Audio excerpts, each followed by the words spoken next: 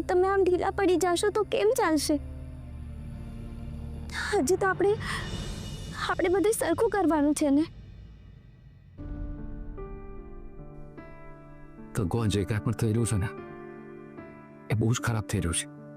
બિલકુલ સારું નથી. મારા સગા બંને મોટા ભાઈ એકબીજા સાથે ઝઘડો કરી રહ્યા છે, લડી રહ્યા છે, એકબીજા સાથે રહેવા નથી માંગતા. આ બધું શું છે? બધાની સાથે રહેવા આવી ગયો. હું મારી નોકરી છોડીને આવી ગયો મુંબઈથી રાજકોટ, અને જ્યારે અહીંયા આવું છું ત્યારે આ બધું જોઉં છું. નાના શેઠ, આને જ તો પરીક્ષા કહેવાય ને. આમાંથી જ આપણે પાર પડવાનું છે. હા, પણ કેવી રીતે કંકુ? આ બધું સોલ્વ થાય એટલે જ તું મારા રૂપિયા લઈને આવી હતી ને?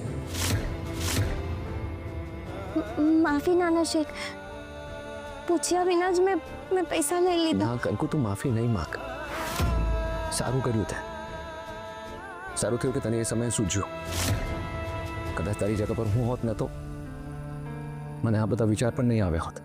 તોય પૈસા તો તમારા હતા ને, અને મેં પૂછ્યા વિના જ બધા લઈ લીધા. પણ લીધા તો ઘર માટે જ હતા ને કંકુ તે. અને આમ પણ કંકુ એ જે પૈસા છે ને એ દેવાંગભાઈની 30 લાખની લોન માટે જ હતા.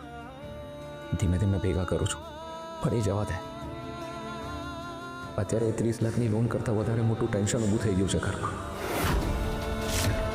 બાપુજીની હાલત કેવી હશે? દેવાંગભાઈને ગૌરંગભાઈએ તો કહી દીધું કે તમે રાત સુધીમાં નક્કી કરી લો. પેલું કહેવાય ને કે હા કહી તો હાથ કપાય, અને ના કહી તો નાક કપાય. બાપુજીની હાલત તો અત્યારે એવી થઈ ગઈ છે. કંકુ, આપણે કંઈ પણ કરીને આ બધું રોકવું પડશે. મને કોઈ રસ્તો નથી મળી રહ્યો. મને એ નથી સમજ પડી રહી કે આ બધું શરૂ ક્યાંથી થયું. નાના શેઠ, દર વખતે આપણે મૂળ જાણવું જરૂરી નથી. અને અત્યારે તો એવું છે કે આપણે એક ભાઈને સાચા સાબિત કરશું ને તો બીજો ભાઈ આપોઆપ ખોટો થઈ જશે ને પછી વાત વધી જશે. તારી વાત સાચી છે કંકુ. નાના શેઠ, તમે કંઈક કરો ને જેનાથી બા બાપુજીની આવું ધર્મ સંકટ ટળી જાય. પણ કેવી રીતે કંકુ? તું જ મને કે હું શું કરું? કાંઈ નહીં તો તમે છે ને બે ભાઈઓને એકી સાથે ભેગા કરીને બેસાડીને કોઈ વાત કરી લ્યો. શું ખબર બધું ઠીક થઈ જાય. કંકુ, 2 દિવસથી એ જ કરી રહ્યો છું. તો ત્રીજા દિવસે એ જ કરું ને નાના શેઠ. રામ જાણે કે ત્રીજા દિવસે જે તીર છે એ સાચી જગ્યાએ લાગી જાય.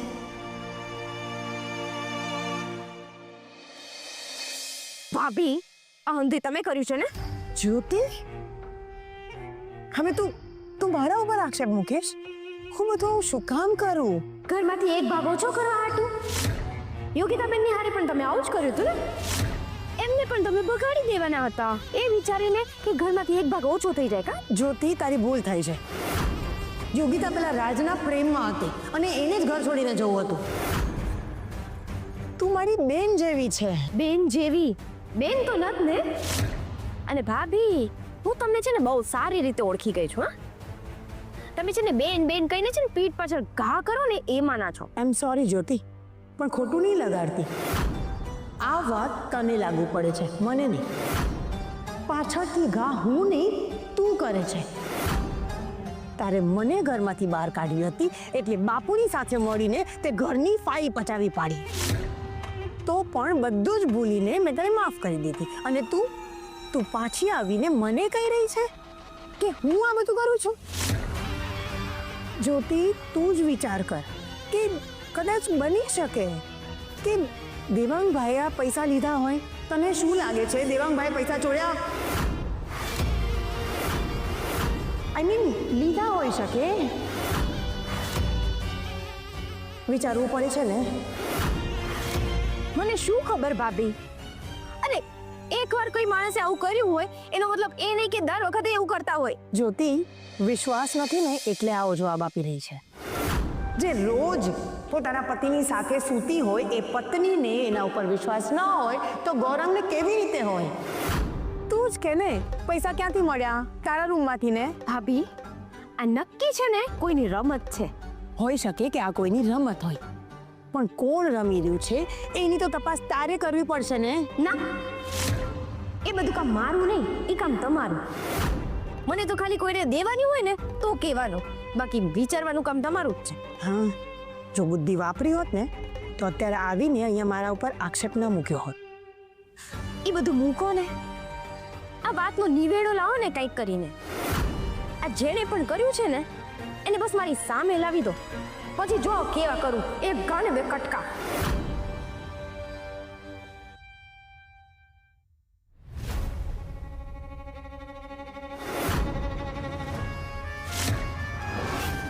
મને મારી જગ્યા દેખાડવા નીકળી હતી. મને તને તને તારી જગ્યા દેખાડી દીધી. મને ઓલા રમત રમનારને પકડવાનું કહીને ગઈ તું. એ કામ તો હું નહીં કરી શકું. કેવી રીતે કરું? હું મારી જાતને કેવી રીતે પકડું? ગાંડી છે. હા,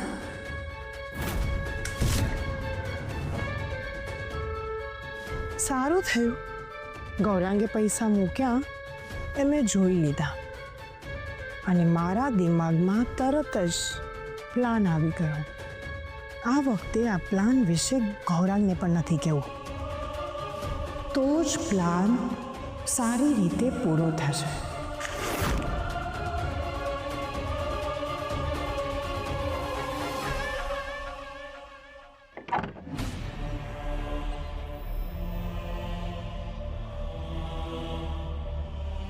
અરે વાહ, સારું છે અત્યારે રૂમમાં કોઈ નથી.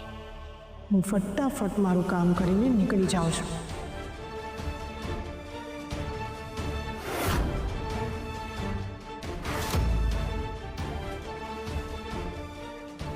તે મને રૂઆબ બતાવ્યો હતો ને, મને આ તમન્નાને. હવે જો હું શું કરું છું. ઘરના ભાગલા પડશે અને ભાગલા પડશે એટલે મને મારો ભાગ મળી જશે. વાહ, ગૌરાંગે તો દેવાંગ સામે પણ લડી લીધું અને હવે તો વાત ત્યાં સુધી પહોંચી ગઈ કે ઘરમાં દેવાંગ રહેશે કે અમે. મારું કામ તો થઈ ગયું. હવે ઘરમાં ભાગ પડે એટલે હું અને ગૌરાંગ અમારો ભાગ લઈને રવાના થઈ જશું. અને આ જ્યાં સુધી નહીં થાય ને ત્યાં સુધી હું આ ઘરને કુરુક્ષેત્ર બનાવીને રાખીશ. પોતાના જ એકબીજા સામે ઊભા થશે, લડશે, ઝઘડશે અને હું મારું સપનું પૂરું કરીશ.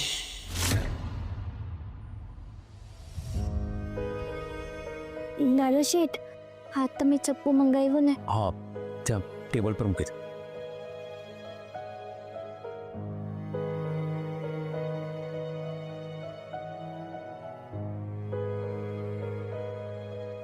નાના શેઠ,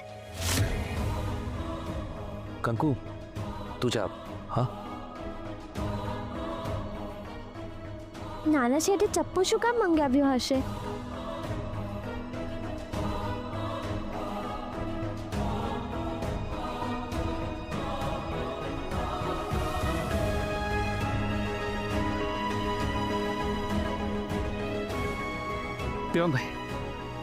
દેવાંગભાઈ,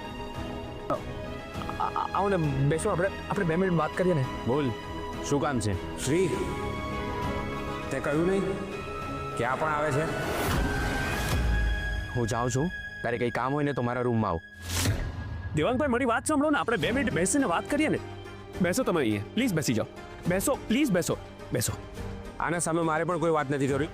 મારી વાત તમે બંને વાત કરી લો. Gaurangbhai, please 2 minute. બેસો તમે બી અહીંયા, પ્લીઝ બેસો. પ્લીઝ મારી વાત સમજો, બેસો. દેવાંગભાઈ, ગૌરાંગભાઈ, પપ્પાએ આપણને નાનેથી મોટા કર્યા છે, તકલીફ સહન કરી, દુઃખ વેઠ્યા, આપણને ખબર પણ નથી પડવા દીધી. અને હવે તમે બંને જણા એમને દુઃખ આપી રહ્યા છો. જે થયું તે ભૂલી જાઓ ને, આપણે પાછી નવી શરૂઆત કરીએ ને. હું તમને બંને જણાને એ જ કહેવા માંગુ છું, પ્લીઝ. પતિ તારીખ લાવવાની હવે હું જાઉં? ગૌરંગભાઈ મારી વાત સાંભળો શ્રી, મારી પાસે છે ને આ બધી વાત માટે છે ને બિલકુલ ટાઈમ નથી. અરે પણ મારી વાત સાંભળો. તમે બંનેને આટલો બધો ગુસ્સો શું કામ આવે છે? શાનો ગુસ્સો છે? અરે શાંતિથી બેસીને સાંભળો ને. ભાઈ શું કહેવા માંગે છે? ગૌરંગભાઈ, દેવાંગભાઈ, સંતાન એમના માતા પિતાનો અંશ હોય છે અને તમે આપણા પપ્પા મમ્મી પાસેથી જ એમનો અંશ છીનવા માંગો છો. અરે એક ભાઈ બીજા ભાઈને કહે છે કે તું ઘર છોડ, પ્રેશર આપે છે, દબાણ આપે છે. મેં દબાણ નથી કર્યું અને એમણે છે ને જેને સાથે રાખો એમને રાખે. હું એમનો નિર્ણય માની લઈશ. હા, પણ એ નિર્ણય સરળતાથી લેવાય એના માટે જ પપ્પા મમ્મીએ તમારી પાસેથી કંઈ માંગ્યું છે. શું આપવાનું છે બોલ. હું પણ તૈયાર છું. આવો મારી સાથે. આવો, અહીંયા હાથ મૂકો. શાસ્ત્રોમાં લખ્યું છે કે માતા પિતા પહેલા ગુરુ હોય અને મમ્મી પપ્પાએ તમારી પાસેથી ગુરુ દક્ષિણા માંગી છે. એટલે હવે એમણે જે માંગ્યું છે એ તમારે આપવાનું છે. આગળ બોલ, હું તૈયાર છું. અને એ એમનો હક છે, પણ તે આ હાથ કેમ આવી રીતે પકડીને રાખ્યો છે? શું આપવાનું છે એ તો બોલ. એક લેવલની જેમ અંગૂઠો. અને પપ્પા મમ્મીએ કહ્યું છે કે તમારે જે પણ હાથમાં અંગૂઠો આપવો હોય તમે આપી શકો છો. એમને એનાથી કોઈ વાંધો નથી.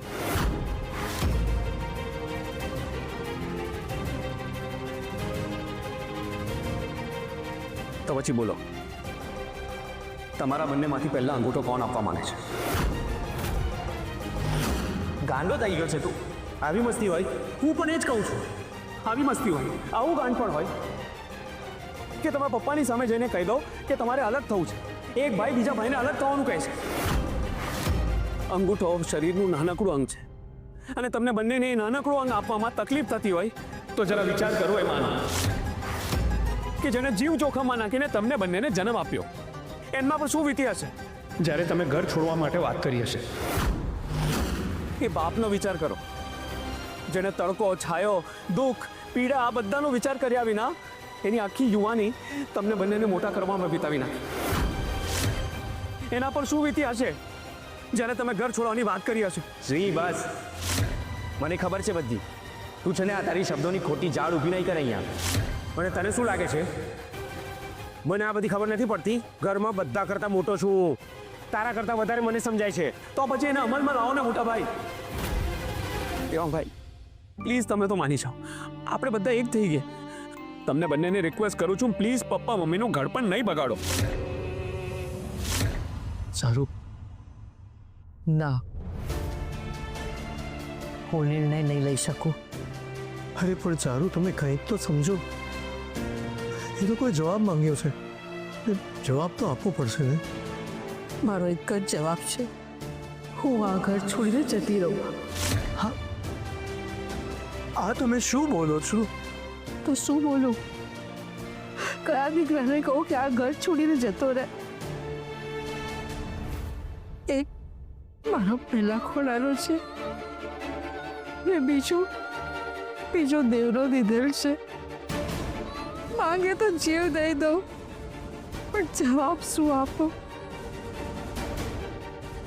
તમારી પાસે જવાબ માંગ્યો છે ને, તમે આપો જવાબ. ચારુ, મારી માટે તો આ ધર્મ સંકટ જેવું છે. ધર્મ સંકટ સામે ઊભા રહેવાની તો તમને આદત છે ને. એક ધર્મ સંકટ સમયે તમે મારા શ્રીનો હાથ ની છોકરીના હાથમાં આપી દીધો. એ વખતે તમને મને પૂછવાનું સૂચ્યું હતું? યોગ્ય સમયે યોગ્ય વાત શોભે ચારુ. હું પણ એ જ કહું છું, વાત યોગ્ય અને લાયક વ્યક્તિ સાથે શોભે. એ માટે કયા દીકરાને કહું કે ઘર છોડીને જતો રહે? એના કરતા તો ઈચ્છીશ કે આ ખોડિયામાંથી જીવ જ જતો રહે. મેં મારો નિર્ણય લઈ લીધો છે. અરે દેવાંગભાઈ, અને હું મારો નિર્ણય નથી બદલવાનો. મારે આ માણસ સાથે ઘરમાં નથી રહેવું. દેવાંગભાઈ પ્લીઝ માની જાઓ વાત મારી. આવું નહીં કરો તમે. હું તમને ખાતરી આપું છું કે ગૌરંગભાઈ એવું કંઈ જ નહીં કરે જેનાથી તમને ખોટું લાગે. ગૌરંગભાઈ, મારી વાત સાંભળો તમે.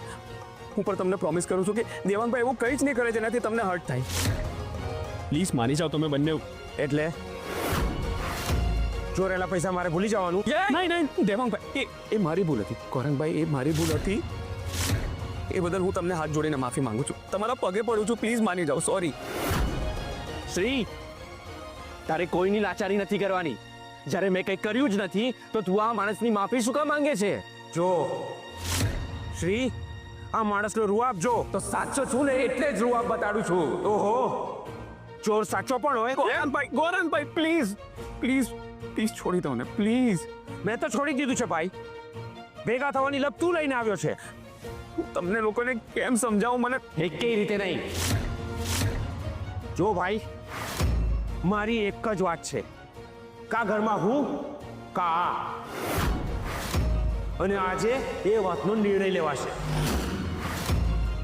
પપ્પા, ગોરંગભાઈ પ્લીઝ. ગોરંગભાઈ, જો તમારે જે પણ માંગવું હોય ને તમે મને કહો, હું પપ્પા મમ્મીને મનાવી લઈશ. પણ પ્લીઝ અલગ થવાની વાત નહીં કરતા એમને. ગોરંગભાઈ પ્લીઝ માનો તમે, પ્લીઝ. એને જેની વાત માનવી હોય ને એની વાત માને. હું નથી માનવાનો. હું અત્યારે જ મમ્મીના રૂમમાં જાઉં છું અને કહું છું કે આ માણસને અત્યારે ને અત્યારે ઘરમાંથી બહાર કાઢો. દેવાંગભાઈ મારી વાત સાંભળો પ્લીઝ. ગોરંગભાઈ તમારે જે પણ વાત કરવી હોય કરો. હું પપ્પા મમ્મીને મનાવી લઈશ, આઈ પ્રોમિસ. પણ પ્લીઝ ઘરમાંથી અલગ થવાની વાત નહીં કરતા તમે લોકો. પ્લીઝ એમના વારામાં વિચારો થોડો. પ્લીઝ પપ્પા મમ્મીનો વિચાર કરો. શ્રીભાઈ, હવે તો તમે અમારો વિચાર કરો અને અમને છે ને આ બધાની સામે ખરાબ ચિત્રનું બંધ કરો. મુંબઈથી આવ્યા ત્યારથી અત્યાર સુધી બધાને એવું જ દેખાડે છે કે તમે જ ઘરના બધાને એક રાખવા માંગો છો ને અમે બધાને નોખા પાડવા માંગીએ છીએ. ભાભી મેં એવું ક્યારેય નથી કર્યું. નથી કર્યું? તમે એવું ક્યારેય કરવાનું બાકી જ નથી રાખ્યું. શ્રીભાઈ, અમે તમને સારી રીતે ઓળખી ગયા છે, રોગથી ઓળખી ગયા છે. તમે છે ને બીજાને નીચું દેખાડવાનું અને પોતાનું રૂઆબ છાંટવાનો એક મોકો નથી છોડતા. 100 વાતની એક વાત, અમે આ ઘરમાં રહેવા નથી માંગતા અને એ ફાઇનલ છે. હા, તે અમારી માથે કઈ ભૂંગળા નથી ભાંગ્યા કે તમારે ભેગા રહીએ. ભાભી પ્લીઝ તમે આવું નહીં બોલો. તમને ભાભી મને ખાતરી છે કે તમે ગોરંગભાઈને મનાવશો ને તો એ તમારી વાત માની જશે. અને જ્યોતિભાઈ મને ખબર છે કે દેવાંગભાઈ ક્યારેય તમારી વાત નહીં ટાળે. પ્લીઝ તમે બંને તો મારો સાથ આપો. અરે કંટોળા સાથ દઈએ, અમારે બસ અમારા રસ્તે જ હાલવું છે. દેવાંગભાઈ તમે મારી વાત માનો, આવો આપણે બેસીને વાત કરીએ. ગોરંગભાઈ હું શું કહું છું, આપણે બધા બેસીને વાત કરીએ. ચાલો તમે બંને પહેલા એકબીજાને ગળે મળો. તું આગો ખાસ.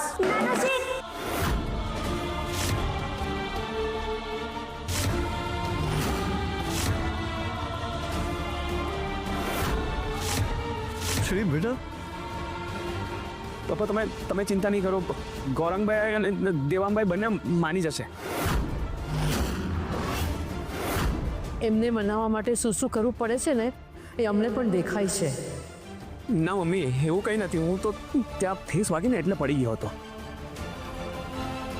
દેવાંગભાઈ પ્લીઝ તમે માની જાઓ ને. પ્લીઝ જીદ નહીં કરો. કા કોઈના ધક્કાથી તને સમજાયું નથી? હા, લાગે છે મારો હાથ ઉપર છે ને ત્યારે જ તને સમજાશે. હા, તમારે જે કરવું હોય તે કરો, મને કોઈ વાંધો નથી. હું ખાલી એટલું ઈચ્છું છું કે આ ઘરમાંથી કોઈ અલગ નથી થવાનું. આપણે બધા સાથે મળીને રહીએ. એ એકતાની પૂંછડી, મેં કીધું એ ફાઇનલ છે અને હવે નિર્ણય લેવાશે.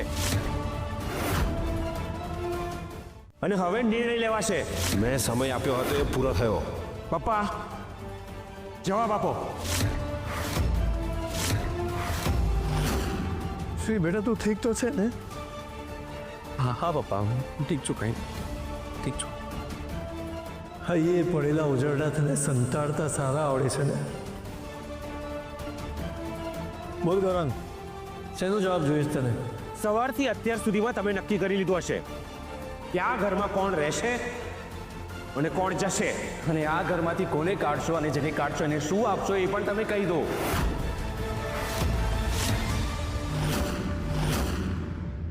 હું તો કહું છું બધાના ભાગલા પાડી દો એટલે લપ પૂરી થાય. ગૌરંગભાઈ હે બસ, હા અમે મોટા વાત કરીએ છીએ. પપ્પા મને ખબર છે તમે હજી સુધીને વિલ બનાવ્યું નથી અને એ ખોટું છે. જો અત્યારે તમને કંઈ થઈ જાય તો પાછળથી આ લોકો સામે મારે કોર્ટે ચડવું પડે એવું શું કામ કરવાનું? એટલે તમે વિલ બનાવી લો એટલે મને ખબર પડે કે મને શું મળવાનું છે. કાલે સવારે શ્રી અને દેવાંગ બધું પચાવી લે અને તમે ગુજરી ગયા હોવ તો મારે શું કરવાનું? ક્યાં જવાનું? ગૌરાંગ